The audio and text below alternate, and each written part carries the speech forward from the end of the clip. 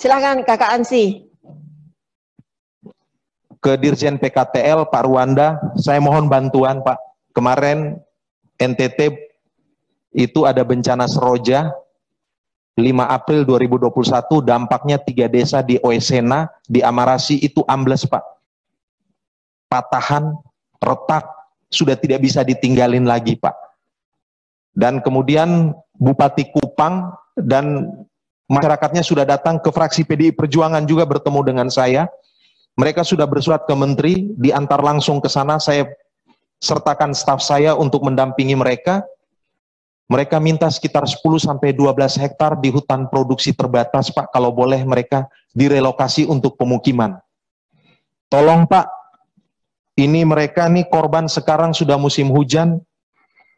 Ya, saya omong ini dasarnya jelas Pak, Undang-Undang Nomor 24 Tahun 2007 tentang penanggulangan dan mitigasi bencana yang mengamanatkan kepada negara harus hadir ketika ada korban bencana, mereka harus ditolong.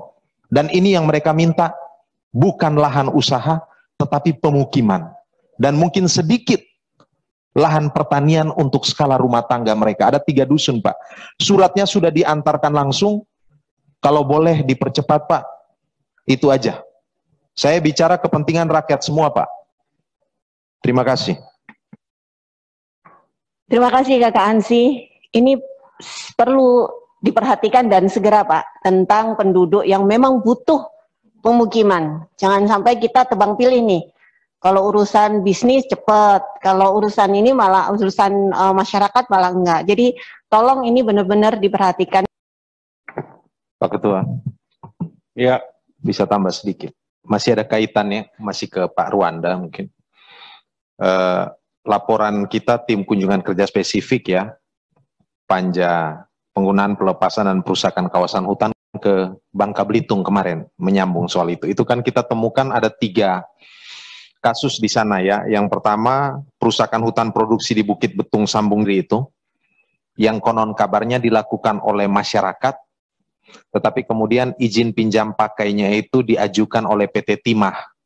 Dan tragisnya berdasarkan foto satelit itu dan drone yang di udara itu belum ada izin di situ, tapi aktivitas pertambangan sudah dilakukan. Nah, yang kami mau tanya, ini kelanjutannya seperti apa? Kita ingin tahu Pak.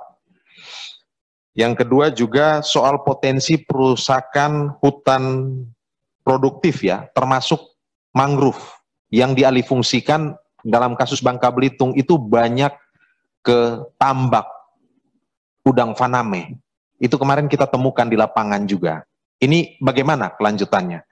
Dan ada satu kalau tidak salah di Kabupaten Bangka Tengah ya, mengajukan IPPKH juga, itu terkait dengan pembangunan jalan ya sepanjang 17 km itu. Nah ini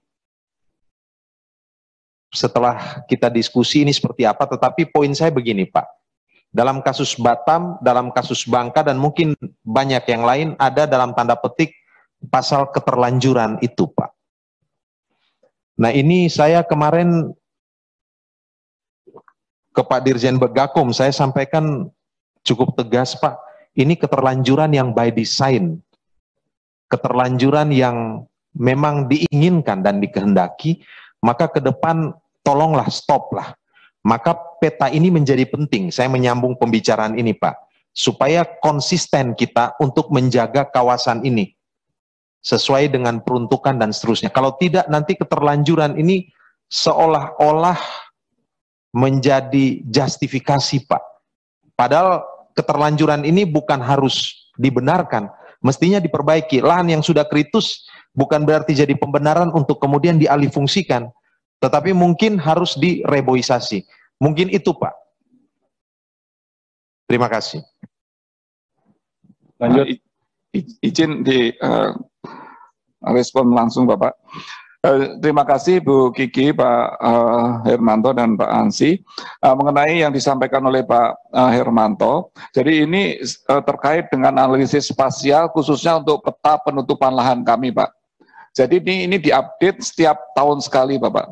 Karena seluruh Indonesia ini, karena luasnya Indonesia ini Pak tercover dari citra satelit Landsat sebanyak 237 SIM, jadi peta citra satelit itu Pak. Kami dapat download dari LAPAN, kemudian kami proses di penafsirannya di KLHK. Jadi ini untuk seluruh Indonesia baru bisa selesai dalam waktu 1